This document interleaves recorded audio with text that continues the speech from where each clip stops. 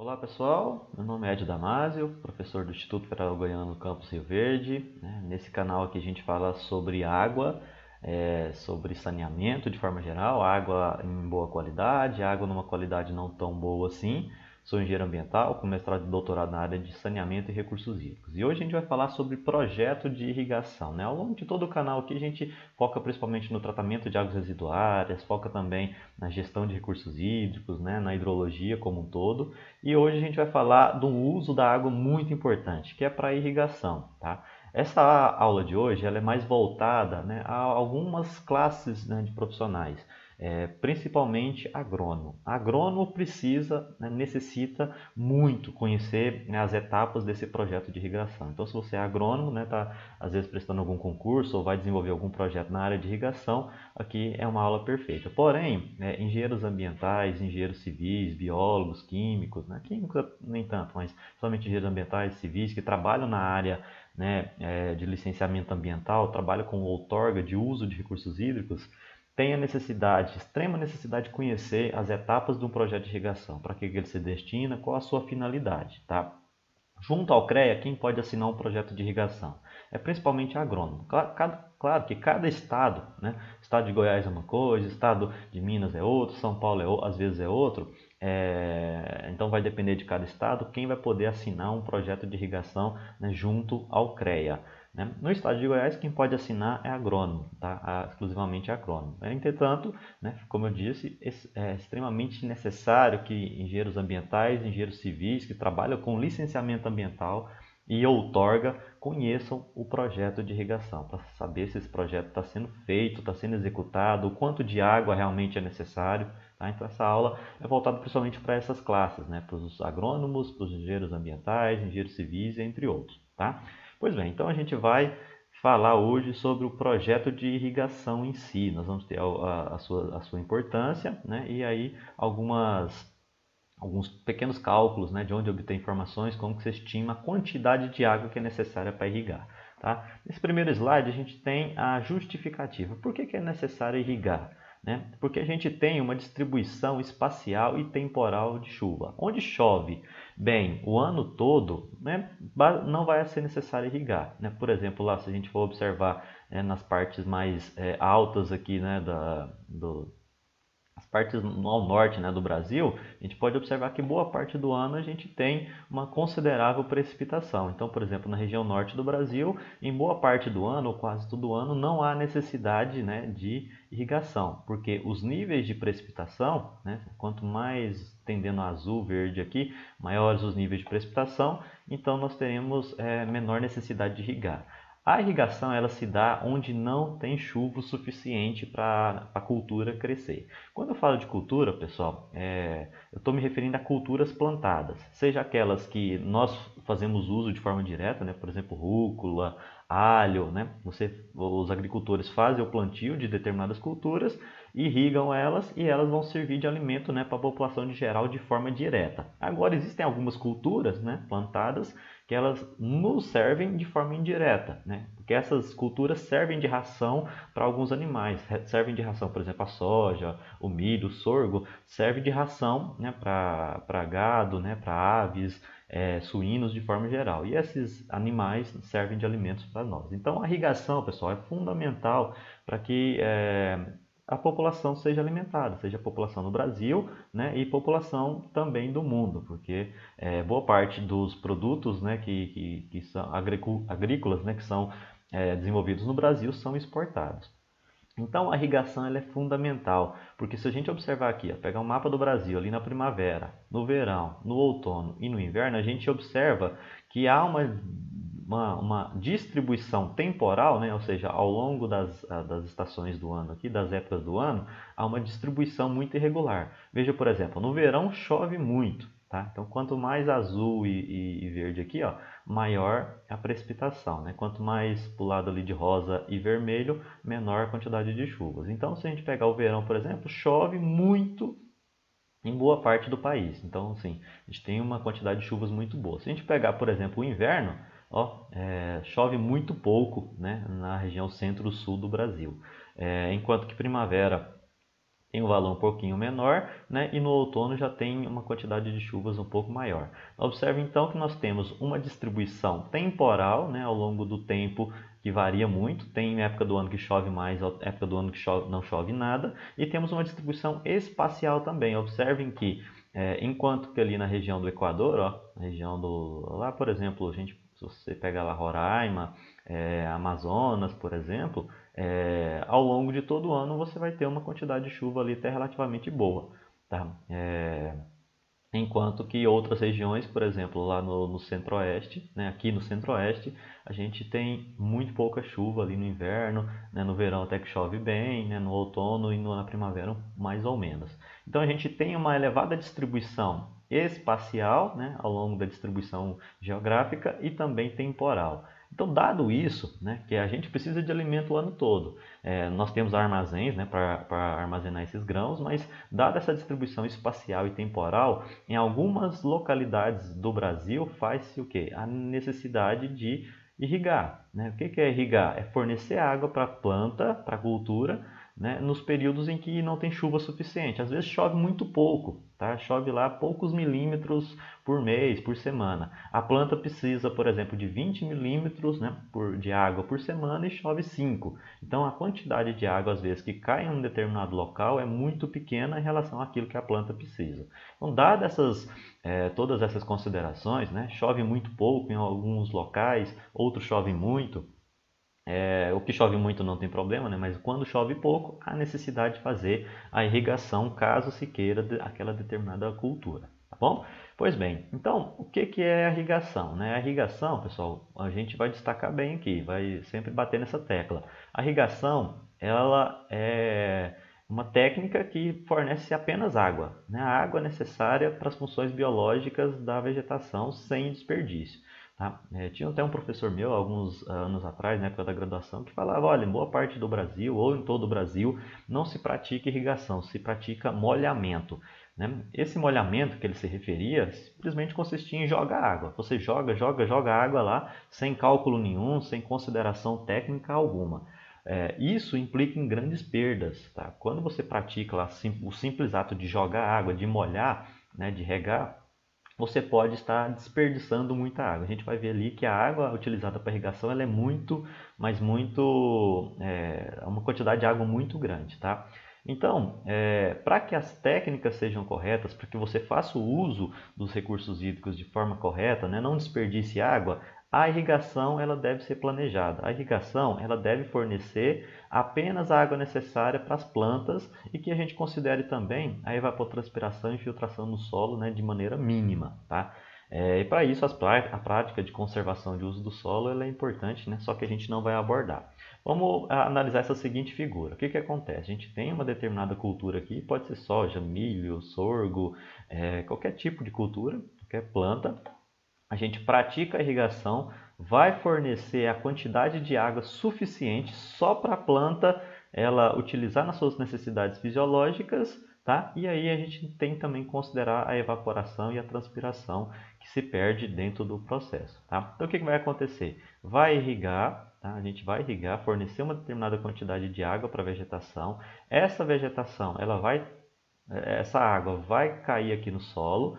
Essa água do solo vai ficar parcialmente aqui retida, né, no nível das raízes. Alguma quantidade de água vai para o fundo, né, vai atingir as camadas mais profundas do solo e essa planta não vai ter acesso. Agora, a água que a planta tiver acesso, que está aqui na superfície, né, próximo às raízes, essa água vai ser coletada pela vegetação, vai ser transpirada e parte dessa água que ficou retida aqui na superfície do solo vai ser evaporada. Então a gente pode observar aqui que nós temos variados caminhos para a água seguir. Ocorreu a irrigação, essa água vai chegar aqui no solo, parte da água vai evaporar, parte da água vai ser absorvida aqui pelas raízes das plantas e vão ser utilizadas nos processos fisiológicos, né, como a transpiração, a gente já falou sobre isso lá no vídeo de evapotranspiração, e parte da água vai lá, né, o excesso de água vai para as camadas mais profundas do solo e vai alimentar o aquífero. Então a gente tem variados caminhos, né, que a água ela pode percorrer e as suas interações entre planta né, e planta, solo e água. Então a gente tem que considerar todos esses fenômenos, todos esses caminhos para fazer um adequado projeto de irrigação. Se eu fornecer muita água, né, para a planta, muito mais do que ela precisa, essa água vai infiltrar no solo, né, e ela vai acabar voltando lá, né, para o aquífero. Por outro lado, né, se a temperatura, né, do ambiente for muito alta, né, essa boa parte dessa água vai evaporar. Então você vai perder essa água para a atmosfera. Então, considerando todos esses fatores, é que a gente vai fazer um adequado projeto de irrigação. Falando da irrigação no Brasil, a gente deve fazer algumas considerações, né? A primeira delas, a água da irrigação, a atividade de irrigação é a que mais consome água no mundo. Tá? A irrigação, por isso que eu trouxe uma aula especificamente para tratar sobre isso, sobre projeto de irrigação. Porque, como eu falei anteriormente, né, se a irrigação não for desenvolvida de maneira adequada, com técnicas adequadas, a gente tem uma perda de água muito grande. A gente não pode simplesmente praticar um molhamento, que é só jogar água sem critério nenhum, né? A irrigação ela é fundamental, deve ser baseada em critérios. Por quê? Observando esse gráfico aqui, vocês podem até consultar lá pelo Atlas de Irrigação da ANA, né? Agência Nacional de Águas, tem dados lá de 2018, 19, 20. Eu peguei aqui os dados de 2018 porque já estava salvo aqui nos meus arquivos. Mas não muda muito de um ano para outro. Então vocês podem conferir dentro do site da ANA lá, através do ato de irrigação, as variadas informações que eu estou colocando aqui na aula de hoje. Pois bem, então, a gente considerar aqui alguns usos, ó, por exemplo, o primeiro uso aqui, irrigação, segundo, abastecimento das cidades, abastecimento de indústrias, abastecimento rural, mineração, termoelétrica e uso animal. Se a gente considerar, né, nessa primeira coluna aqui, de todas essas atividades, qual é a que mais retira água, né, de um manancial hídrico, né, seja superficial ou água subterrânea? A gente pode observar ó, que quem mais consome água, quem mais retira água, né, do seu estado natural é a irrigação. Ó, aqui está dado em metros cúbicos por segundo, mas se a gente jogar aqui em termos de valores, né, percentuais, a gente vai ter que cerca de 50% do que se consome de água, né, desculpa, o que se retira de água, né, 50% do que se retira de água dos lençol freático ou das águas superficiais é para irrigação. Tá? A mesma coisa a gente pode observar aqui, ó, né, nos gráficos aqui mais abaixo. Né? O que retira de água, né, a gente pode observar aqui, ó, metade é a irrigação. Tá? Então a irrigação ela tira metade da água que, né, dos mananciais hídricos, né, e seja superficial ou subterrâneo. Em segundo lugar fica o abastecimento urbano, ó, 25%, né, depois em terceiro tem indústria, em quarto ali o uso animal, ou seja, a irrigação é metade e abastecimento urbano é um quarto. Tá? Voltando aqui para o gráfico aqui anterior, então em termos de retirada de água, a irrigação, né, seria, digamos, o grande vilão. Tá? Em termos de consumo, tá? O gráfico aqui do meio. O que representa o consumo? É aquela água em que a determinada atividade ela consome a água fica retido junto àquela atividade. Aquela água ela não volta, né, por exemplo, à natureza. Veja aqui, por exemplo, ó, água de retorno. Quando eu falo não volta à natureza, a água ela de alguma forma ela vai voltar, mas esse retorno refere-se ao corpo hídrico, tá? Então veja aqui, retira-se do rio e retorna-se ao rio. Então, a primeira coluna refere-se à retirada de água do rio ou do lençol freático e o retorno aqui refere-se à retirada de água do rio ou também do lençol freático. Aquilo, a diferença entre aquilo que se retira e aquilo que volta é dado pelo consumo. E aí, falando então no consumo, a gente vê que a irrigação é a que mais consome também. De toda a água retirada, 70% aproximadamente ela é consumida, né, pela irrigação. Veja que no caso do abastecimento público, do abastecimento urbano, retira-se mais ou menos um quarto. Só que a quantidade de água que é consumida pela população é muito pequena, que fica lá, né, nas cidades, que não volta que não vai voltar, né, para o corpo hídrico. No caso do abastecimento urbano, volta muito, tá? Volta muito, ou seja, na forma de esgoto. Então, por exemplo, se pegar o abastecimento urbano, retira-se mais ou menos 500 metros cúbicos por segundo, fica retido, né, nas nossas residências, a gente bebe água, a água evapora, evapotranspira, você usa para irrigar o jardim, né, tem mais ou menos 100 metros cúbicos por segundo, e aí tem a diferença de 50 para 100, volta para o corpo hídrico, né, para o rio, mais ou menos 400,5 metros cúbicos por segundo. Ou seja, isso daqui seria o esgoto, né, que depois que ele é destinado, coletado e tratado, é destinado a um corpo hídrico, a um rio. Tá? Então, o abastecimento urbano, ele retira, consome um pouquinho e lança no rio. Já a irrigação não. Já a irrigação ela retira, consome muito, consome 70% daquilo que foi retirado, né, e volta, né, para a natureza, vamos dizer assim, né, volta para o lençol freático ou volta para o corpo hídrico cerca de 30%. Então, a irrigação ela tem mais ou menos esse panorama. De tudo aquilo que tira, 70% é consumido ou evapotranspirado, vai para a atmosfera, né, e 30% é que volta. Então, a irrigação ela tem essa grande problemática. Retira-se muita água e de toda essa água que é retirada, 70% aproximadamente ele é consumido, ou seja, não volta para o rio, não volta para o solo, ela é evaporada, vai para a atmosfera, né, ou fica retido na estrutura, né, da planta. Então, ou seja, a irrigação ela consome e retira muita água, tá? Então exige, né, uma grande quantidade de água, né, do meio natural, né? Por isso a necessidade então de se prover um projeto de irrigação de forma mais adequada. Aqui eu coloquei de forma resumida tudo aquilo que foi falado ali nos slides anteriores, né? A irrigação é a atividade humana que mais retira água. Então 50% da demanda de água das atividades humanas, né, vem da irrigação. E o que mais consome? Desses 50%, ó, 70% não volta para o rio, não volta para o lençol freático de forma imediata, vai para a atmosfera. Chegou na atmosfera, ela é levada para qualquer local. É levada para o oceano, é levada para outra bacia hidrográfica, né? Fica na atmosfera, né, digamos ali, perdida. Algum momento ela vai precipitar, só que vai precipitar muito longe, né, da bacia hidrográfica onde ela foi retirada. Tá? Depois analise esse gráfico aqui, veja e compare, né, os impactos da irrigação em termos de consumo, retirada e consumo de água em uma determinada bacia hidrográfica. Falando da irrigação no Brasil, a gente tem esse gráfico aqui também lá da ANA, né, considerando os anos lá de 1960 até 2015.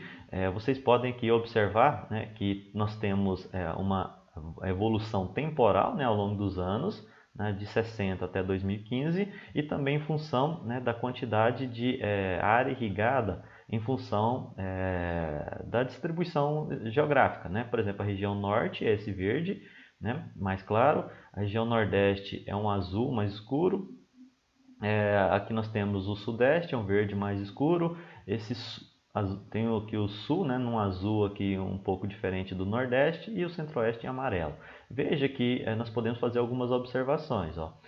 Na região sul, né, a percentual aqui de área irrigada ela foi diminuindo ao longo dos anos. Né? Em contrapartida, foi aumentando na região sudeste e foi aumentando na região centro-oeste, né? Enquanto que a região nordeste manteve-se ali com uma certa constância, né? E na região norte foi aumentando aos pouquinhos. Então, observamos, né, a quantidade de áreas irrigadas em termos de distribuição espacial foi variando ao longo dos anos, né? A região sul foi diminuindo, né, enquanto que a expansão das áreas agrícolas se deu no sudeste e no centro-oeste principalmente.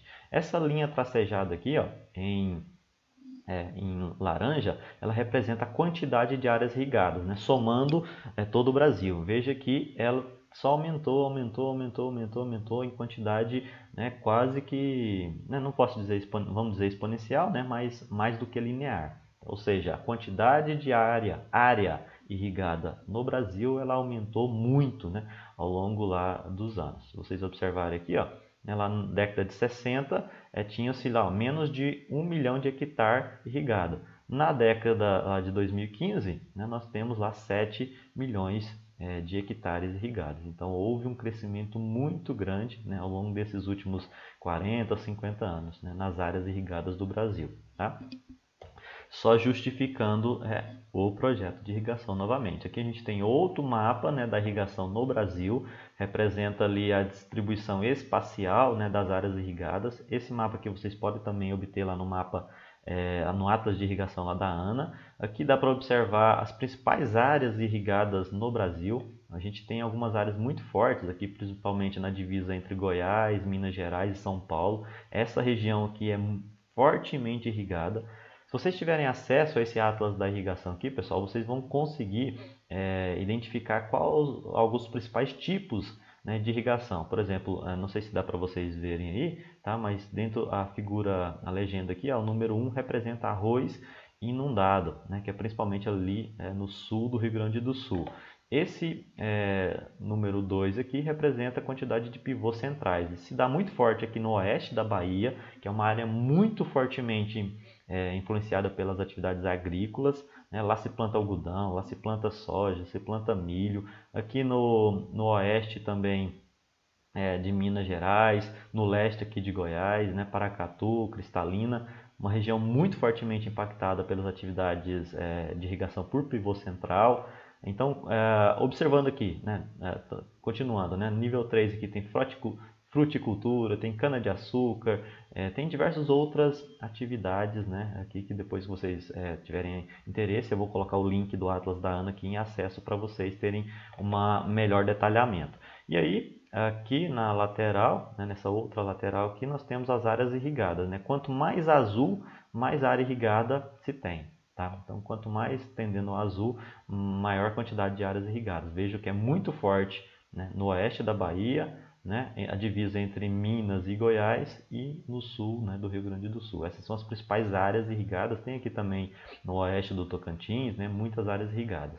Então, pessoal, veja aqui que aquela informação anterior, né, que nós falamos aqui, que ao longo dos anos as áreas que mais cresceram em termos de irrigação foi o Sudeste e o Centro-Oeste. A gente pode, né, fazer a comparação aqui, né? O Centro-Oeste e o Sudeste são as principais áreas irrigadas no Brasil. Se a gente observar aqui, o Norte não tem tantas áreas irrigadas, né, porque estão dentro da Amazônia Legal, e dentro da Amazônia Legal a área de preservação é é exatamente 80%, enquanto então é proibido, né, se fazer o uso do solo em valores superiores a 20%. Em contrapartida, na região Nordeste não é tão vantajoso assim se fazer a irrigação, né? Uma vez que a gente tem uma taxa de evapotranspiração muito alta, né? O que a gente pode, o que foi discutido bastante lá no vídeo sobre evapotranspiração. Então, as principais áreas irrigadas realmente no Brasil é a região Centro-Oeste e no Sudeste, tá? Enquanto que no Sul ali, principalmente no Rio Grande do Sul, mas Centro-Sul do Brasil aqui se irriga muito, tá? Mas irriga em todo ano? Não. Em parte do ano temos uma boa precipitação, então não acontece a irrigação. A irrigação é para quando não tem chuva o suficiente, né? O que se dá ali geralmente, né, no inverno brasileiro, né? Entre maio, junho até ou setembro, outubro, tá bom? Pois bem, aqui mostrando algumas áreas, né, são imagens de satélites que a gente pode facilmente observar, né, no Google Earth. Se você for lá na região de Cristalina, né, lá no leste de Goiás, você vai encontrar uma quantidade imensa, né, dessas bolinhas aqui, ó. Você pega lá o Google Earth, vai lá em Cristalina ou em Paracatu, e você, que é Minas Gerais, né, de um lado tem Cristalina, do outro tem Paracatu. Um é Goiás, outro é Minas, né? E vocês vão observar uma quantidade imensa dessas bolinhas aqui, ó. O que são essas bolinhas? São áreas irrigadas, né? Principalmente características de pivô central. Cada pivô central aqui às vezes é 100 hectares, 115 hectares, 120, 150, até 200 hectares temos pivôs aqui. Tá? São pivôs de irrigação. Pivô é um dos métodos de irrigação que a gente vai falar um pouquinho mais à frente, tá? Pois bem, então nós temos aqui uma representação muito forte, né, da ação agrícola de irrigação em Cristalina e Paracatu. A gente comparando nesse mapa, ó, Cristalina fica aqui e Paracatu bem do lado. Então é justamente nessa região aqui fortemente influenciada pela atividade agrícola, principalmente plantio de soja, plantio de milho, entre outras, tá? Todas elas por pivô central, essas bolinhas aqui. E aí, pessoal, um detalhe bem interessante, que o quão forte e quão importante é a irrigação e quão impactante ela é o caso da Arábia Saudita e também Israel, entre outros países lá do Oriente Médio, onde a precipitação é tão baixa, mas tão baixa, que durante quase todo ano se pratica a irrigação. E imaginem, no meio de um deserto é possível fazer isso daqui, ó, né? Você pega a imagem do Google Earth lá, vai lá na Arábia Saudita, vai lá em Israel, no meio do deserto você olha para todo lado, só tem areia praticamente, você tem áreas irrigadas como essas, ó. Isso aqui parece lá é um joguinho, né? Algum joguinho de tabuleiro, mas não. Isso aqui é uma imagem satélite que representa milhares, né, de hectares, de quilômetros quadrados de área irrigada, né, lá no meio do deserto, né, no qual a Arábia Saudita tem grandes projetos de irrigação. Né? Eles geralmente captam água do mar, procedem à dessalinização, retira a água salgada retira-se parte dos sais da água, né, e aí procede-se a irrigação. Há também variados projetos onde se utiliza águas residuárias, né, águas residuárias do esgoto sanitário, por exemplo, né, águas residuárias de indústrias para prover a irrigação. Então é um exemplo bem claro daquilo que a irrigação ela pode desenvolver, ela pode propiciar, né, para o desenvolvimento aí das cidades, né, das civilizações. Né. Muito interessante. Depois a sugestão é que vocês entrem no Google Earth, né, dê uma pesquisada lá, dê uma passeada lá pelo Oriente Médio, vocês vão ver quantas obras, quantos projetos monumentais de irrigação que se tem por lá. Tá? No meio do deserto você consegue plantar variadas culturas, né, só por meio da irrigação. Falando então de projeto de irrigação, que é o alvo principal dessa aula de hoje, a gente tem aqui alguns parâmetros muito importantes. Né? Partes dele nós já falamos sobre lá na aula sobre evaporação e evapotranspiração. Tá? Então, alguns desses aqui eu vou passar um pouco mais rápido e vocês complementem lá, por favor, nas aulas anteriores, tá? Na aula sobre evapotranspiração, e são esses os principais parâmetros envolvidos em projeto de irrigação, que é o KC, que é o coeficiente da cultura, tá? Segundo, ET0, que é evapotranspiração de referência. Terceiro, o ETC, que é o evapotranspiração da cultura. Quarto, é o PMP, que é a precipitação mensal provável. Quinto, é o PEP, né, que é a precipitação efetiva provável. O penúltimo, eu coloquei, né, durante todo o trabalho, chamando-se ali de NIL, né, que é necessidade de irrigação líquida. Na verdade, eu vou chamar só de necessidade de irrigação, porque tem dois tipos de necessidade de irrigação: a necessidade de irrigação líquida e a necessidade de irrigação bruta. A gente vai ver lá na frente. E aí, por fim, né, é o volume de irrigação, que a gente vai chamar aqui de VC, que é um volume para captar. Tá? Então, nós temos esses variados parâmetros aqui, nós temos que fazer considerações e utilizar nos cálculos do projeto de irrigação. Tá? Não precisem anotar, podem anotar, não precisem decorar esses nomes, esses parâmetros aqui agora, porque lá no final eu vou mostrar uma planilha que está todos eles correlacionados, tá? E como se procede o cálculo. Primeiro a gente vai falar sobre o coeficiente da cultura. Tá? Observando aqui, ó, o coeficiente da cultura, o KC, ele está ligado às características fenológicas e fisiológicas da cultura. Né? O que isso daí representa? Tem planta que precisa de muita água. Né? Se você, por exemplo, pegar um cacto, o cacto não precisa de muita água. O cacto, se você irrigar ele ali uma vez por semana, ele vai sobreviver muito bem. Agora, por outro lado, a gente tem algumas culturas que não precisam, né, que precisam, na verdade, de muita água. Né? Você, por exemplo, pega uma taboa. Né? Uma taboa, ela vive em condições alagadas, então ela precisa de contato direto, né, com a água. Então tem uma demanda muito forte de água. Tá? Então, dependendo da cultura, nós teremos um maior requerimento de água e um maior ou menor requerimento dessa água. Tá? Então, isso depende do KC, que é o coeficiente da cultura, que representa a quantidade de água que aquela cultura precisa. Tá? E essa quantidade de água ela varia do início para o meio e para o fim, né, do seu desenvolvimento. A gente observar uma figura aqui, ó, né, a gente tem uma planta aqui bem pequenininha, acabou de nascer, ela vai precisar de um determinado requerimento de água, vai ter então KC inicial. Quando ela está desenvolvendo e ela chega no nível de desenvolvimento médio, ela vai requerer outra quantidade de água, então terá-se um novo KC. Quando essa planta estiver na fase final da sua vida, ela vai precisar, né, de um outro KC, né, vai precisar de uma outra quantidade de água. Então, a demanda de água do início para o meio e para o fim das suas atividades, né, do seu desenvolvimento, daquela vegetação, vão ser variados. E aí, o que a gente utiliza? A gente faz uma média entre os três? Sim, a gente faz uma média entre os três. Se a gente observar aqui, ó, pessoal, essa tabelinha aqui vem lá do Manual Técnico de Outorga da SEMAD. A SEMAD, para quem não conhece, é o órgão estadual de gestão ambiental e também gestão de recursos hídricos. Lá eles têm um manual técnico, né, que ensina como desenvolver a outorga. Lá dentro tem o projeto de irrigação e alguns parâmetros, tá? Então toda essa aula aqui é desenvolvida com referência nesse manual técnico de outorga da SEMAD. E aí, né, eu vou colocar o link de descrição na descrição aqui desse vídeo para mostrar, né, como vocês podem acessar esse manual técnico, tá?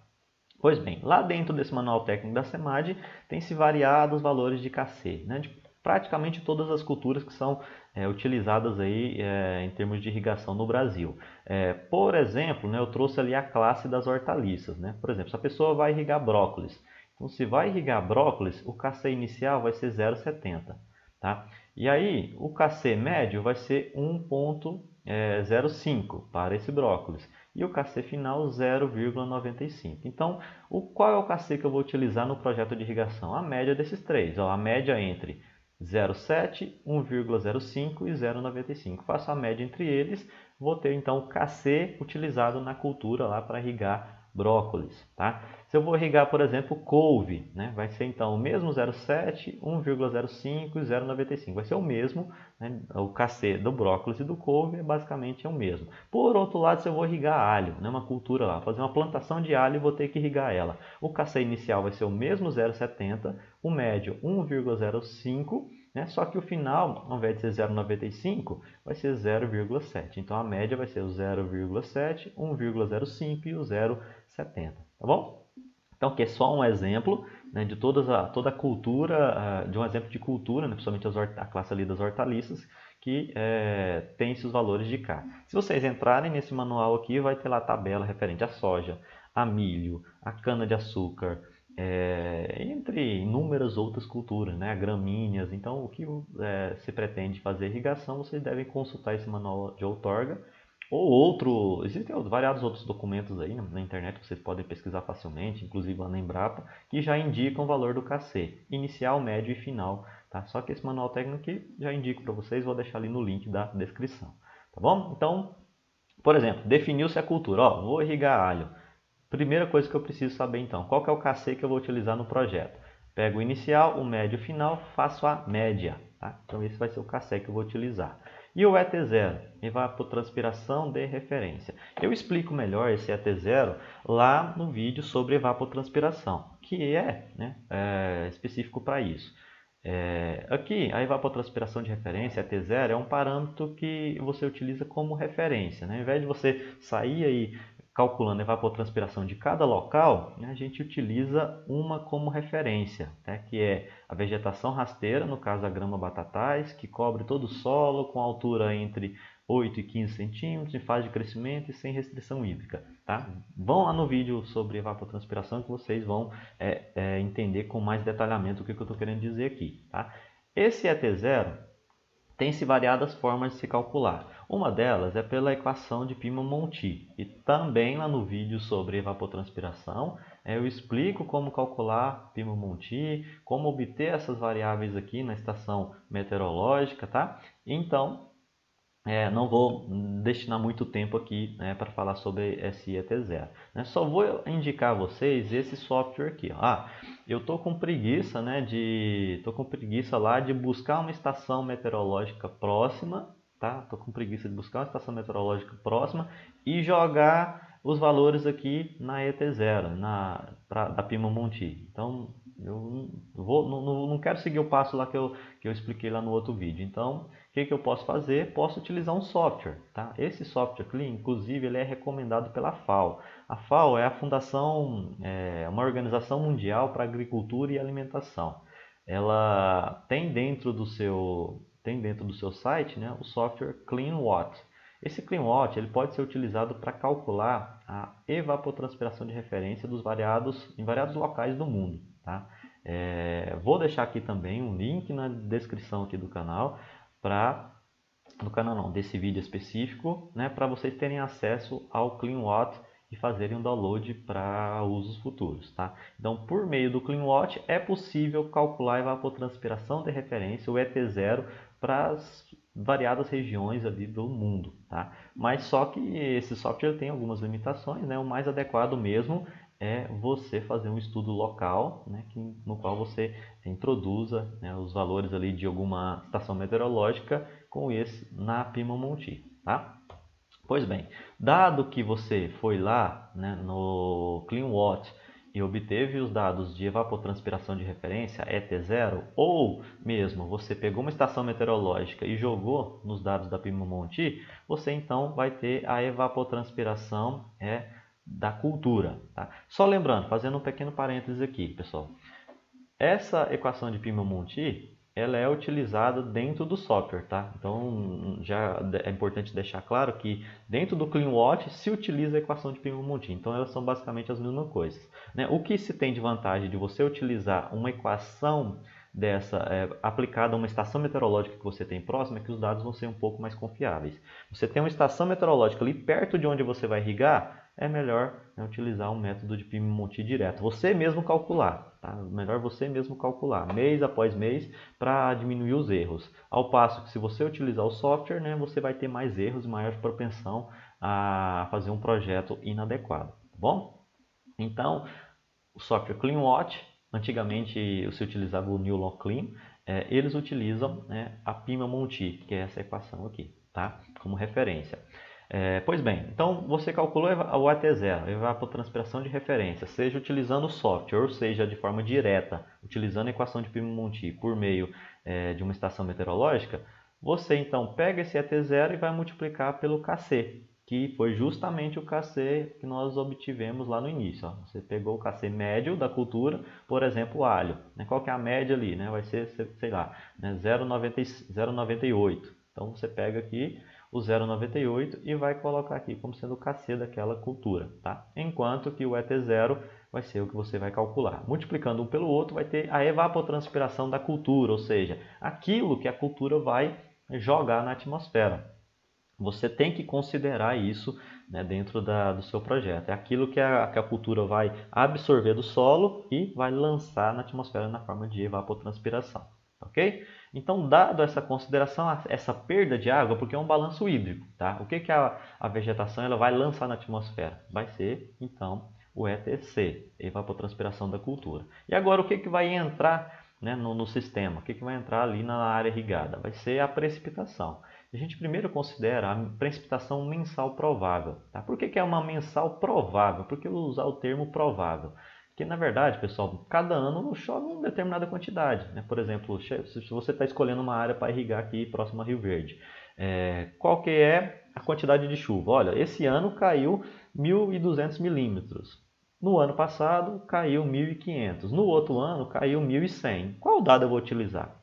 Que base que eu vou ter como referência? Então você precisa de uma série histórica, né, de 40, 50 anos de medição de chuva para você calcular então essa precipitação mensal provável, né? O quanto que choveu por mês, né? Choveu 80, choveu 60, choveu 200, choveu 400, choveu 10, né? Qual que é a quantidade provável de chuva, né, baseada em uma série histórica. Então, essa precipitação provável é baseada em uma probabilidade. Tá? Essas fórmulas aqui, pessoal, elas foram obtidas, né, como eu já falei alguns momentos atrás, a partir do manual técnico de outorga da SEMAD. Tá? Então, dentro desse manual técnico, vocês, né, tendo consultas a ele, vocês vão ver que a PMP, que é a precipitação mensal provável, PMP, ela é obtida a partir da precipitação total. Esse aqui é a PT. O PT ele é obtido através também de um software. Antigamente era o New Law Clean, agora o software é o CleanWatt também da FAO. Né? A fundação, não fundação, sempre eu confundo, né? É a Organização para a Alimentação e também Agricultura, né? Em termos mundiais. Então, o que se faz? Você vai lá no software CleanWatt, né, e vai, dependendo da área que você vai estudar, obter o valor da precipitação total daquela área, daquela região. Se a precipitação total for menor do que 70 milímetros, você vai utilizar essa equação de cima. Se a precipitação total ela for maior, né, do que 70 milímetros, então você utiliza essa outra expressão. Então, menor ou igual a 70 milímetros, primeira. Maior do que 70 milímetros, a segunda. Tá? Milímetros de chuva no mês. Tá? Isso aqui são obtidos, essas equações que foram obtidas através de fórmulas empíricas. Essas fórmulas empíricas, né, a pessoa lá, um estudioso, um pesquisador, está fazendo seu mestrado, doutorado, um pós-doutorado, ele vai lá, pega uma série histórica de dados, né, pega variadas estações pluviométricas e combina, né, faz uma um trabalho ali estatístico em que obtém-se algumas fórmulas empíricas, tá? São algumas expressões. Algumas dessas fórmulas aí são nesse formato, outras são mais simples, outras mais complexas, mas o que a SEMAD utiliza, né, e boa parte dos órgãos de regulação ambiental no estado no Brasil utilizam, né, são equações similares a essa daqui. Tá? Então, se você está desenvolvendo um projeto de irrigação no estado de Goiás, com certeza você vai ter que utilizar essa fórmula aqui. Se for em outro estado, você tem que ver aquilo que o órgão de regulação do seu estado ele estabelece. Tá? Então, entre lá no site do órgão de regulação, veja se tem algum manual para irrigação. Se não tiver, vocês podem tomar esse aqui como referência. Tá? Entrando no site lá da SEMAD, no link que eu vou disponibilizar para vocês, vão ter as referências. Tá? Não foi a SEMAD que inventou essas fórmulas aqui, tá? Foram baseadas em estudos a partir de uma série histórica, né, cuja fonte de dados é a própria FAO, né, a Organização Mundial para a Alimentação e também Agricultura. Tá bom? Então, resumo de tudo isso daqui. Né? Vocês vão lá no CleanWatt, pega a precipitação total da sua área, tá? Da área que você está estudando, menor ou igual a 70, usa a fórmula de cima. Maior do que 70, usa a fórmula de baixo, então vocês vão obter o PMP, que é a precipitação mensal provável, porque é um conceito probabilístico, tá? A partir do PMP, pessoal, vocês vão obter o PEP, que é a precipitação efetiva provável. Por que ele está considerando aqui? Né? Nem tudo que chove vai ficar disponível para as plantas. Então, vamos ler o que está escrito aqui. A precipitação efetiva é definida como parte da precipitação armazenada no solo até a profundidade das raízes e que fica disponível para o cultivo. Se a gente voltar lá atrás, naquela figurazinha lá do início, a gente vai ver o que está querendo dizer. Ó. Vamos irrigar, parte da água que infiltra aqui no solo vai ficar em nível das raízes das plantas. Essa água que ficar aqui próxima às raízes das plantas vai ser absorvida pela planta, ótimo, mas vai ter parte da precipitação ou da irrigação que vai para onde? Vai para o fundo, tá? Vai lá para as camadas mais profundas do solo, vai para o aquífero, no qual a planta não terá acesso. Tá? Então, o PEP, nós conhecidos também como PEP, ele considera essa questão. Parte da água fica na profundidade das raízes e parte vai para o subsolo. Então, para considerar essa precipitação efetiva, então a gente tem que fazer novos cálculos. Se a precipitação média provável, né, for menor ou igual a 250, a gente utiliza a fórmula de cima. Se a precipitação média provável for maior do que 250, a gente utiliza a fórmula de baixo. Tá? Então veja que é uma dependendo da outra. Vocês calculam o PMP, que é em função do PT. Tá? Depois do PMP, vocês vão jogar, né, ver se é maior ou igual a 250. Né? Desculpa, se é menor ou igual a 250 ou se é maior do que 250. Joga na equação de cima ou na equação de baixo. Então, tem-se o PEP, que é a precipitação efetiva. É aquela água que choveu ou foi irrigada que vai ficar nas raízes das plantas, que as plantas vão ter acesso. Aquela água que foi lá para baixo, né? A diferença do PMP para o PEP é justamente aquela água que foi lá para baixo, foi para o lençol freático que as plantas não têm acesso. Então, pessoal, a necessidade de irrigação líquida, tá? Em resumo, né? Já chega na parte final do vídeo, a necessidade de irrigação líquida, NIL, é o quê? É um balanço hídrico daquilo que se perde, né? ETC é aquilo que se perde, então aquilo que evapotranspirou, foi para a atmosfera, com aquilo que choveu, tá? Que é PEP, precipitação efetiva provável. A gente faz então um balanço hídrico. Eu vou irrigar a diferença do que perdeu daquilo que choveu. Se no mês choveu muito, né, então não vai ter necessidade de irrigar. Se no mês choveu pouco, eu vou então ter que irrigar. E aí o NIL então é evapotranspiração, né, da cultura menos o PEP. Só que é uma necessidade de irrigação líquida. Por quê? A gente também tem perdas em termos de sistema de irrigação. Né? Se vocês observarem aqui, ó, aqui tem alguns métodos de irrigação, eu não vou explicar esses métodos, né? Vai ficar aí para outro momento, outro vídeo. Né? Os métodos de irrigação consistem em gotejamento, que ele tem uma eficiência muito alta, perde muito pouca água. Tem microaspersão, que também tem uma eficiência muito boa. Por outro lado, se a gente considerar, por exemplo, o método de irrigação por inundação, que é simplesmente você inundar uma área e deixar lá a água à vontade, nós temos uma perda de água muito grande, né? Evapora muito, né? Infiltra muita água. Então, inundação é um método de irrigação que tem pouca eficiência, perde-se muita água, né? Em contrapartida, o gotejamento é o que mais é vantajoso, né? O que mais é vantajoso em termos de economia de água, né? Porque perde-se muito pouca água. Só que o gotejamento tem outras limitações, que é um processo bastante caro. Enquanto que os sistemas que mais se utiliza, né, no Brasil ali mesmo, né, sistema de pivô central, a média, né, de eficiência dele está lá em torno de 85%. Se tiver uma LEPA, né, que é um equipamentozinho lá que otimiza a eficiência do sistema, vai para 95%. Então, em função do método de irrigação, cada método desse vai ter uma eficiência de irrigação. Tá? O quanto de água que realmente é efetivamente irrigado. Tá? E considerando as perdas. Ó. Por exemplo, o gotejamento tem 5% de perdas, microaspersão 10%, né? Enquanto a inundação, 40% da água irrigada ela é perdida. Tá? Então, esse projeto de irrigação ele tem que considerar, né, a eficiência do seu sistema, né, de irrigação. Por exemplo, né, se eu utilizar aqui, né, gotejamento, então vai ser 95% de eficiência. Então, para achar a irrigação bruta, né, eu vou pegar a líquida e dividir por 0,95. Tá? Então, se for gotejamento, 0,95. Se for microaspersão, 0,90 e por aí vai. Tá bom? Então, a necessidade de irrigação bruta vai ser a líquida dividido pela eficiência. Ok? Pois bem, aí já chegamos então à última parte, né, do nosso vídeo, que é o volume mensal de captação, né? O quanto que é necessário captar de água do rio. Lá no início do vídeo eu falei, olha, essa aula é para engenheiros ambientais, para engenheiros civis, para agrônomo, né? Principalmente quem vai assinar esse projeto é um engenheiro agrônomo, né? Mas engenheiro civil, engenheiro ambiental, principalmente engenheiro ambiental, que vai fazer um processo de outorga, precisa saber qual é o volume mensal captado, quanto de água se vai retirar do rio.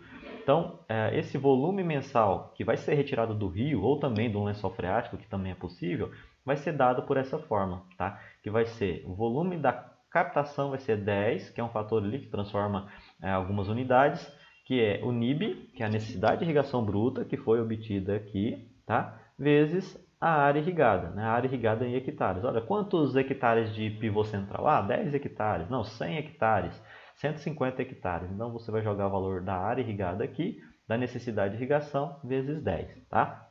E isso, pessoal, é de mês em mês. Então, você tem que fazer todos esses cálculos, né, para janeiro, para fevereiro, para março, abril, maio, junho, julho, até dezembro. Então, todos os 12 meses do ano, você vai repetir cada um desses cálculos, tá?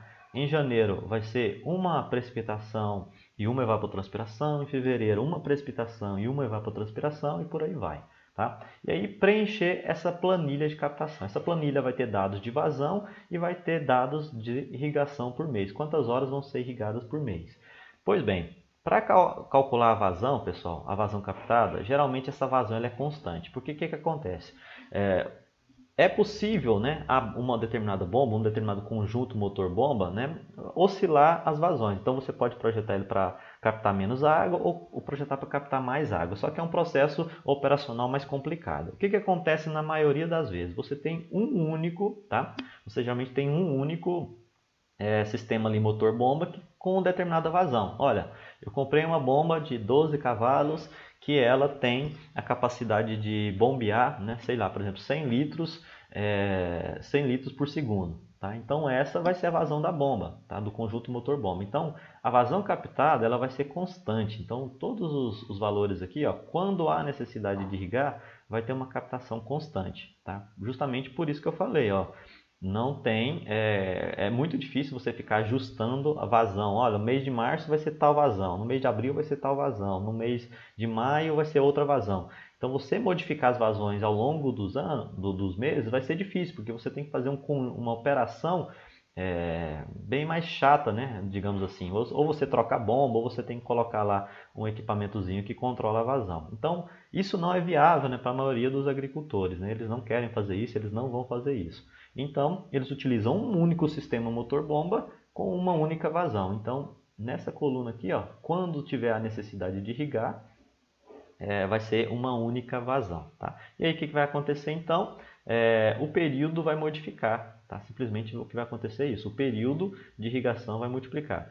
Tem mês que chove mais, então vai ter um período, vai irrigar menos. Tem vez que chove quase nada ou nada, então vai se irrigar mais. né? O período aqui vocês vão calcular da seguinte forma, que é o volume captado, né, obtido na fórmula anterior, dividido pela vazão da bomba. Tá? Então você dividiu ali o período, o volume captado pela vazão da bomba, você vai ter quantidade de horas irrigadas por mês. Vai ter mês que vai irrigar muito, tá? Porque o volume de captado vai ser alto, e tem mês que vai irrigar muito pouco, porque o volume captado vai ser bastante baixo. Tá? Então, com essas informações aqui, ó, do conjunto motor-bomba e sua respectiva vazão, você vai possivelmente, né, certamente, quer dizer, que certamente você terá o período de irrigação, né? Quantas horas por mês de irrigação daquela cultura. Tá? E por fim, nós teremos então o turno de regra, né? Eu não falei desse parâmetro lá anteriormente, mas ele é muito importante também. Tá? O turno de regra, né, pessoal, por sua vez, corresponde ao tempo, né, dado que em dias, em que o solo possui água reservada suficiente para atender às necessidades de determinada cultura. Né? O que isso daqui representa? Quantos dias você irrigou uma determinada cultura, quantos dias aquela cultura aguenta sem ser irrigada novamente? Né? Vamos dizer assim.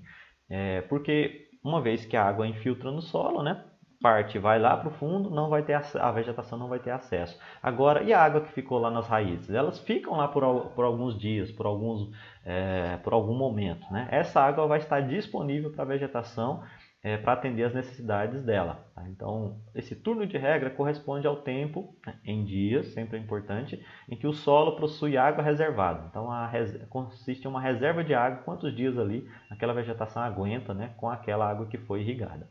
Para achar esse turno de regra, você tem que dividir a evapotranspiração de referência do dia dividido pelo LIB, né, que é a lâmina de irrigação bruta também diária. Então, nós temos essa fórmula aqui para vocês anotarem, tá? Evapotranspiração de referência diária e lâmina de irrigação bruta diária. Dividindo um pelo outro, nós temos o turno de rega. Tá? Dado todas essas fórmulas, dado todas essas explicações, acho melhor a gente ir para a prática. Melhor a gente ir lá para uma planilha de cálculo, onde a gente vai ter um melhor entendimento, né, do que é esse processo todo. Né? Vocês provavelmente devem estar cansados da teoria. Então vamos lá para a prática. Primeiro a gente vai, vou mostrar para vocês o New Law Clean. Perdão, não é o New Law Clean, né? Antigamente era o New Law Clean, agora é o Clean Watt. Como obter dados de precipitação e evapotranspiração de referências nesse software. E segundo, a gente vai para a planilha de irrigação lá do Excel, uma planilha que eu mesmo fiz e que tem um resumo de tudo isso daqui que a gente fez nesse momento, tá bom? Vamos para lá. Muito bem, pessoal, então vocês clicando no link aí da descrição, né, a respeito do Clean Water, vocês vão ser direcionados a essa página, tá? Essa página aqui vocês vão fazer o download, tá? O Clean Water, ele é um software que é desenvolvido, né, pela FAO. A FAO, eu falo bastante dela, falei um pouquinho na aula de hoje, falei um pouquinho também na aula sobre evapotranspiração. O F é de Food, o A de Agriculture e a O de Organization, tá? Então, na verdade, é um órgão vinculado às Nações Unidas, né, a ONU, e que consiste numa organização voltada à agricultura e alimentação. Então, como se trata, né, de uma vertente voltada à alimentação e agricultura, né, a FAO ela desenvolveu também esse CleanWatch, que é esse software para que possamos buscar informações, buscar dados, né, no mundo todo de temperatura, umidade, né, velocidade dos ventos, radiação solar, precipitação efetiva ou total, evapotranspiração, entre outros, né? Incluindo a evapotranspiração de referência utilizando o método de Peyman-Munti, como eu já falei para vocês, já expliquei. Então, dentro desse site aqui, vocês vão poder fazer o download do software, tá? Isso aqui, ó, vem aqui no cantinho, software, download, Clean Water for Crop Water. Esse Crop Water, né, eu não falei dele, mas ele é um software que vocês podem utilizar para fazer projeto de irrigação. Tá? Então, fazendo o download do próprio CropWatt, fazendo ele aqui, ó, tem até o link aqui que você direciona para ele e consegue fazer o download, você pode utilizá-lo como auxílio no projeto de irrigação. Mas é importante lembrar que esse CropWatt ele não segue exatamente os mesmos passos que a gente está desenvolvendo aqui. Então, dependendo do órgão ambiental, do estado que você está desenvolvendo o projeto, né, pode-se o CropWatt servir ou não. Tá? No estado de Goiás ele não vai servir. Né? Porque no estado de Goiás você tem que seguir o passo a passo que eu estou indicando aqui. Então, o mais fácil é vocês criarem uma tabelinha no Excel, igual eu fiz aqui. Ó, tá? Então, crie uma tabelinha no Excel, vocês mesmos, com todo esse conjunto de dados, conjunto de de equações, né? Coloquem tudo numa planilha do Excel que vocês tentam aqui um projeto de irrigação baseado nisso aqui. Vocês conseguem trabalhar no estado de Goiás e na maioria dos outros estados aí do Brasil, tá bom? Voltando lá, né, para o CleanWatt, vocês clicam aqui, façam o download. Depois que clicou aqui, vocês vão fazer o download, vai aparecer um instalador, vocês instalam o programa e aí, uma vez instalado, né, vocês vão lá na área de trabalho, vai ser esse daqui. Vocês clicam, né, vai abrir aqui o CleanWatt e aí primeira aba que vai aparecer, inserir a coordenada geográfica. Tá? Vocês precisam de longitude, latitude. Vocês podem também fazer a escolha aqui pelo mapa, né? Mas o mais adequado, o mais preciso é latitude e longitude. Então, pega a coordenada geográfica, latitude e longitude, lá do pivô, do centro do pivô central de vocês, ou do autocopelito, né? Ou de qualquer unidade de irrigação. É na área irrigada. Pegou qualquer coordenada geográfica da área irrigada, aí vocês vão inserir essas informações aqui, tá? Que coordenada geográfica nós temos, tá? Por exemplo, esse exemplo aqui nosso, né, pegando ali na minha planilha de irrigação, nós temos a seguinte coordenada geográfica: latitude e longitude, sul e oeste. Então, latitude, vamos pegar aqui, ó, é 16, né, graus, 28 minutos e 49 segundos sul. Então, 16, 28, 49 latitude. 16, 28, 49. Vamos ver se eu vou lembrar. Chegou aqui, então é latitude, vai ser 16, tá? Então lá 16, o último é 49 e eu já esqueci o do meio. Sou ótimo para fazer isso. Então olha lá, 16, 28, 49. Então vamos lá, voltar lá, 28. Então 16, 28, 49, não é N, vai ser S, porque é sul, tá? Não é N, N é norte. Nós estamos no hemisfério sul. E longitude? A longitude vai ser o quê? 49, 13, 36. 49, 13, 36, oeste. Vamos ver se eu lembro. Então 49, 13, 36. Não é E, né, que significa East ou Leste. Vai ser W, que é o East ou Oeste em português, né? 49, 13, 36. Vamos ver se é isso mesmo. 49, 13, 36. E isso de longitude. Vem aqui, dou OK. Apareceu essa seguinte interface, com variadas estações, né, de monitoramento meteorológico aqui próximo. Tem 10 estações aqui. O que está sendo indicado, eu vou descer aqui para ficar um pouquinho mais bonitinho aqui, na área de gravação. Você tem a opção aqui de fazer zoom mais próximo e zoom mais distante. Essa área de irrigação está dando aqui no centro do Brasil, ó, bem no estado de Goiás, perto de Goiânia. Vou dar um zoom bem próximo.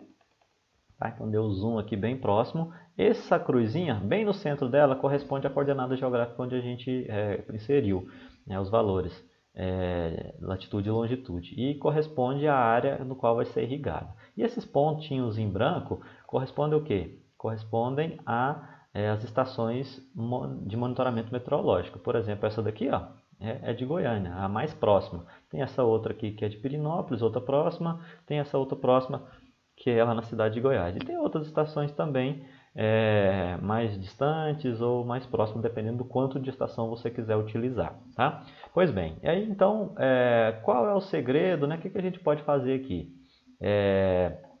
Você vem aqui, o que eu recomendo para vocês, vem aqui em Stations, tá? Vem aqui em Stations, as Observation, tá? Então as Observation, e aí vai aparecer as variáveis que lhe interessam, tá? Por exemplo, né, temperatura máxima, mínima, relativa, vocês vão lá em ET0, que é evapotranspiração. Deixa eu só clicar aqui para ficar bem aparentado aqui para vocês. Clicar em todos para ficar vermelho. Tá? Então selecionei aqui as principais aqui perto, vou dar um pouquinho mais de zoom, né, para as mais próximas. E aí veja, pessoal, que eu tenho aqui a variável, tá? ET0, milímetros por dia, né? E também temos o mês de janeiro. Então, eu não consegui, vou ser sincero com vocês, não consegui fazer o download de todas as informações, tudo junto. Tá? A única forma que eu consegui mexer nesse software aqui foi fazendo desse jeito aqui e obtendo as informações diárias, né, e mês a mês. Né? Por exemplo, no mês de janeiro, né, eu temos essas variadas estações. A mais próxima, que é a de Goiânia, por dia evapotranspirou, né, a partir da referência, 4,08 milímetros. Essa outra estação aqui, que é de Pirinópolis, 3,77. Essa outra de Goiás Velho, 3,64. Vocês podem adotar cada um, ou adotar a média das três, ou apenas a da mais próxima. Vamos fazer da seguinte forma, né? Eu recomendo que vocês utilizem da mais próxima, no caso aqui 4,08. Se a área irrigada estivesse bem aqui no centro, né, bem aqui no centroide, vocês poderiam fazer uma média, né? Mas como ela está bem perto dessa estação aqui de Goiânia, nós vamos então utilizar essa informação aqui. Então vai ser o quê? Em janeiro vai ser 4,08 milímetros por dia. A gente pega esse dado e joga aqui na planilha de irrigação. A gente vai ter que ir bem nessa coluna, tá? Bem nessa coluna aqui que é evapotranspiração de referência, vai ser igual. Vou colocar aqui um dado igual, né? 4,08 vezes, quantos dias tem o mês de janeiro? Tem 31. Então joguei ali 31. Tá? Então, perfeito? Entenderam como que eu fiz? Olha lá, 4,08, que foi o que a gente obteve aqui, ó, nessa estação, multipliquei pela quantidade de dias que tem no mês. Lá em fevereiro, ó, veja que essa coluna refere-se a ET0, tá? Que é milímetros por mês. ET0, evapotranspiração de referência, em milímetros por mês. Então, em janeiro está ok. E fevereiro? Vamos lá, no software novamente, mudo aqui. Fevereiro foi o quê? Foi 4,02. Vou lá na minha planilha de Excel, aperto igual, 4,02 vezes quantos dias geralmente tem em fevereiro? Tem 28 a maioria. Então, boto lá 28. Março, mesma coisa, tá? Março, mudei aqui, coloquei ali março, 3,97. Então, voltamos na nossa planilha, vai ser março igual a 3,97 vezes 31 dias. E por aí vai, pessoal. Vocês vão fazendo lá janeiro, fevereiro, março, abril, maio, junho até dezembro. Vamos supor que ao longo de todos os meses, né, a evapotranspiração de referência foi essa. Tá? Então eu vou precisar inserir na minha planilha, tá? Depois eu vou explicar o restante dela, esses dados aqui, ó, de ET0. Tá? Então o ET0 eu vou obter a partir desse software, né, CleanWatt. Perfeito? E aí, pessoal, agora eu vou voltar lá para o mês de janeiro, vamos supondo que eu já fiz de janeiro até dezembro. Então, agora vamos pegar os dados, né, não de ET0 mais, mas sim de precipitação mensal, tá? O quanto que choveu por mês. Então aqui, ó, milímetros por mês. No mês de janeiro, choveu o quê? 270,3, essa estação aqui próxima, tá? Se vocês quiserem fazer a média dessas outras três aqui, beleza, né? Não tem problema nenhum. Se quiser utilizar também até algum outro método, né, método de estimativa, né, como por exemplo Thyssen, como por exemplo métodos isoietas, tá? Podem ficar à vontade. Estou nesse caso utilizando apenas a estação de monitoramento mais próxima. Então 270,3 é a precipitação total no mês de janeiro. Então eu vou lá na minha planilha, vou preencher isso aqui agora, tá? Vou preencher essa outra parte aqui. Então vai ser 270,3. Vou lá em fevereiro, tá? E vou pegar lá, deu 213,3, é o que choveu em todo mês.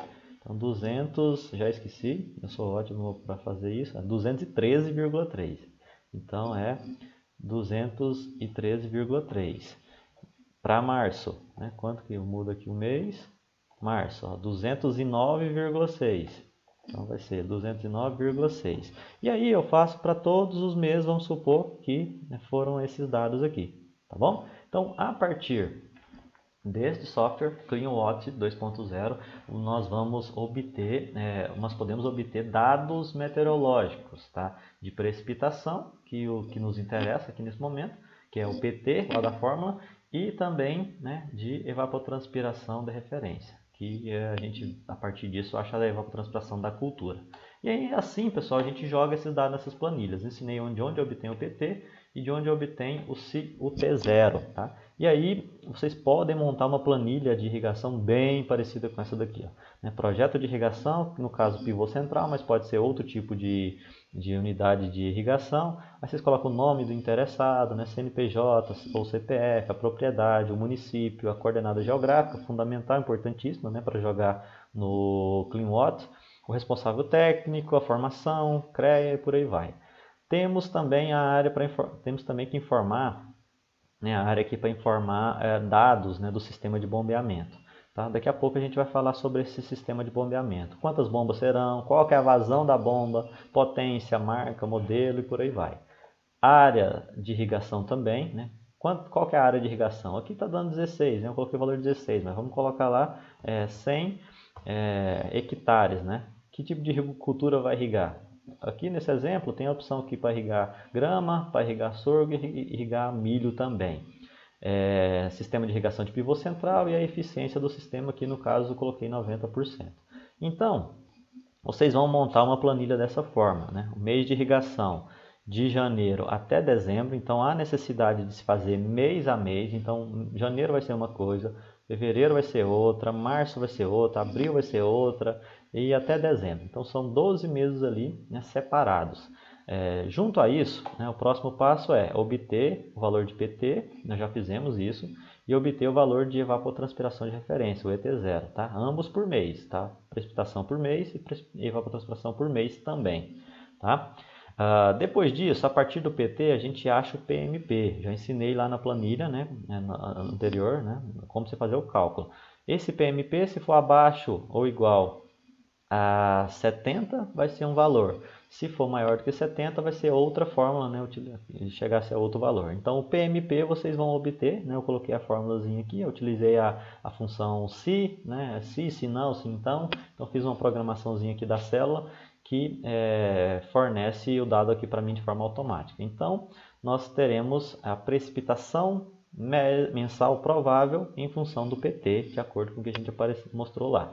A partir do PMP, a gente acha também o PEP, que é a precipitação efetiva provável. Tá? Então, se o PMP for menor ou igual a 250, usa uma fórmula. Se for maior do que 250, vai ser outra fórmula. A gente então acha o PEP. Veja que eu coloquei também as funções aqui, ó, se, então, para otimizar a planilha. Tá? Então, achou PMP, achou PEP. Então, isso é o que vai chover, é o que vai entrar na área irrigada, né? Quando não se proceder à irrigação, né? Óbvio. Se esse PEP aqui for bem menor do que aquilo que evapotranspira, né, da cultura, então vai ter que irrigar. Senão, não precisa fazer a irrigação. Aqui eu calculei o PM médio, tá? Desculpa, o PM médio não, o KC médio, tá? O KC médio, veja aqui, ó. 0,8, um é 0,78, por quê? A gente vai inserir aqui, pessoal, dados da cultura. Então, se você vir aqui nessa célula e clicar aqui na setinha, você tem a opção, ó, no mês de janeiro, tá? Em janeiro aqui, vai irrigar soja, milho, sorgo ou grama? Vou colocar soja. Então, já modificou automaticamente. Isso aqui eu usei também uma função do Excel, aquela que condiciona, né? Você insere as opções aqui, ó. Eu coloquei a opção de soja, milho, sorgo e grama. Mas você pode inserir menos ou mais informações aqui, ó. Na minha planilha eu quero ter todo tipo de cultura. Então, vocês podem inserindo aqui, ó. Brócolis, couve-flor, entre variadas outras culturas. E aí programar, né, para que ocorra a relação aqui, né? Você mexeu aqui na cultura, ó. No mês de janeiro eu quero milho. No mês de fevereiro vai plantar grama. No mês de março vai plantar soja. Ou então vai plantar soja em todo mês, ó. O ano todo vai plantar soja, só soja. Então, olha lá, programou tudo para soja. Então, quando eu mexo aqui nessa planilha, né, clicando aqui na setinha, já mexe aqui no KC médio, né, que é a média daquelas três. Fase inicial, fase média e fase final. Tá?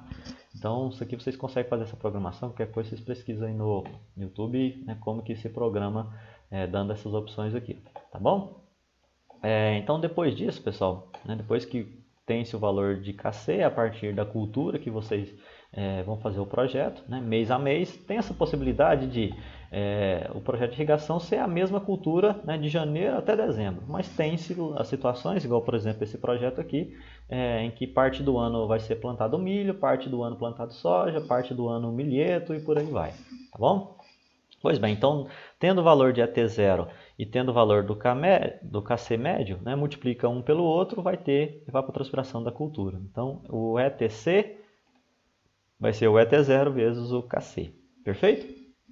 E daí chegamos à parte mais interessante, que é o balanço de massa, né, que o NIL, né, que é a necessidade de irrigação líquida, vai ser, né, o que evapotranspira menos o que precipita, né? Ou seja, o ETC menos o PEP, que é a precipitação efetiva provável. Um menos o outro vai dar um valor. Se o valor for negativo, indica que choveu mais do que evapotranspira, ou seja, não precisa irrigar. Então veja aqui, ó, janeiro, fevereiro e março.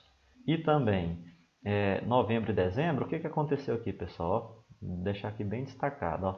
Janeiro, fevereiro e março, ou novembro e dezembro, o que aconteceu?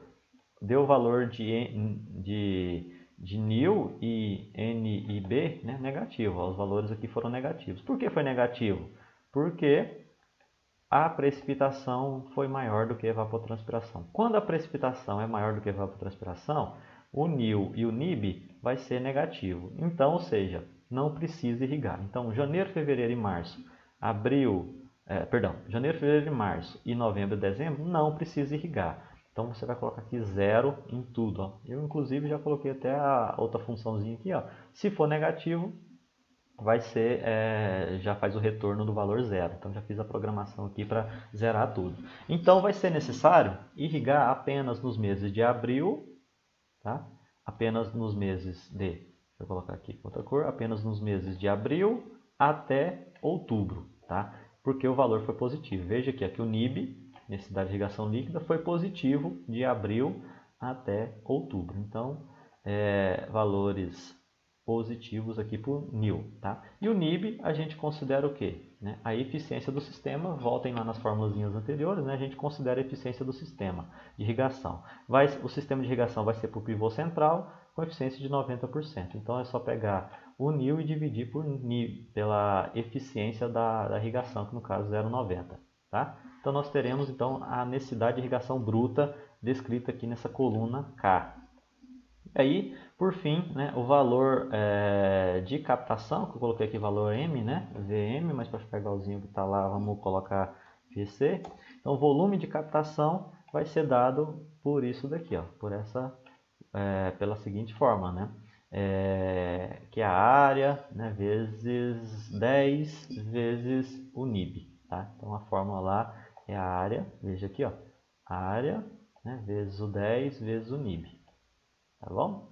E aí nós achamos então o VC, que é o volume de captação. E aí, por fim, a gente acha também o período. Né? Qual a fórmula do período?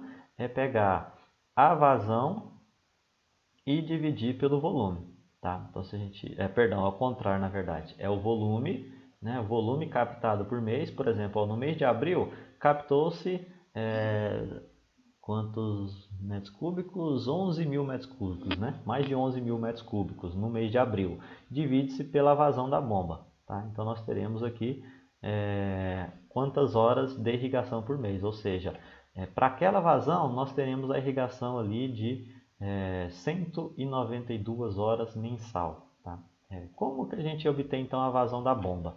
Aquilo que eu tinha falado anteriormente. A gente tem uma bomba com determinada vazão já estabelecida. É muito difícil fazer-se alterações na vazão da bomba. Então, é melhor que se trabalhe com a bomba constante. É isso que geralmente acontece na prática. O projeto de vocês tem que ter a bomba constante.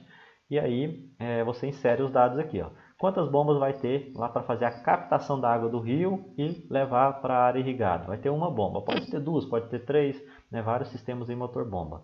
Qual que é a vazão dessa bomba? Quando você compra a bomba, você pode falar, olha, eu quero uma bomba que tem uma vazão de tantos metros cúbicos por hora, ou tantos metros cúbicos por dia, né? Então você vai estabelecer ali qual que é a vazão que você quer para a bomba. Geralmente o engenheiro faz isso, né? Considerando os cálculos ali de perda de carga, né? Que a gente não vai mostrar aqui, mas que é lá da área da hidráulica. Tá bom? Talvez em outro vídeo futuro eu explique, né, como que a gente faz o cálculo da perda de carga e obter a vazão da bomba e a potência certinho, tá? Porque para saber a potência você precisa fazer todo o cálculo de perda de carga localizada, perda de carga distribuída, desde o local de captação até aonde se faz a irrigação. Então tem que considerar todos os condutos e por aí vai. Então tem que se saber qual que é a potência da bomba e a vazão. Sabendo a potência e vazão, né, e a marca, o modelo também não importa muito, mas você tem que colocar aqui no projeto. Sabendo se a potência e a vazão, o valor de vazão você joga aqui, né, para achar o período. Tá? Então vai dividir lá volume captado pela vazão da bomba, você então tem um período de horas irrigadas por mês, tá bom? Então, aqui dados. O que acontece na prática, pessoal? De fato, a maioria das vezes, né, grande parte das vezes, você tem um sistema de irrigação já funcionando que não tem outorga. E aí você já tem a bomba lá instalada, então você tem que pegar já os dados da bomba que já está funcionando e posteriormente você vai fazer o projeto de outorga, né? É o que mais acontece, infelizmente. Geralmente o empreendimento está funcionando para depois fazer o pedido de autorização.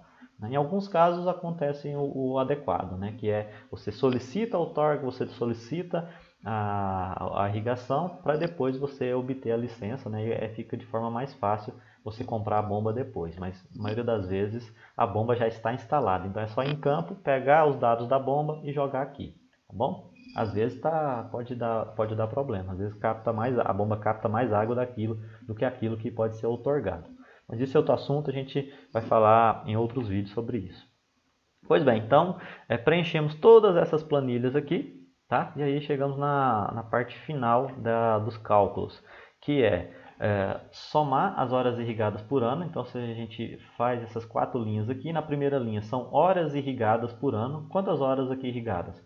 A gente soma todos esses valores aqui, ó. Vai representar o quê? 7.215 horas de irrigação por ano, considerando, né, a relação entre chuva e evapotranspiração e a necessidade de irrigação. A segunda coluna, a gente precisa da lâmina líquida anual. Quantos milímetros de irrigação vai ocorrer por ano? Né? Quantos milímetros? Vocês clicam aqui e correspondem à irrigação líquida, tá? Só considerando os valores positivos. Então, vão ser todos esses valores positivos, aqui, ó, do 10,08 até o 6,9.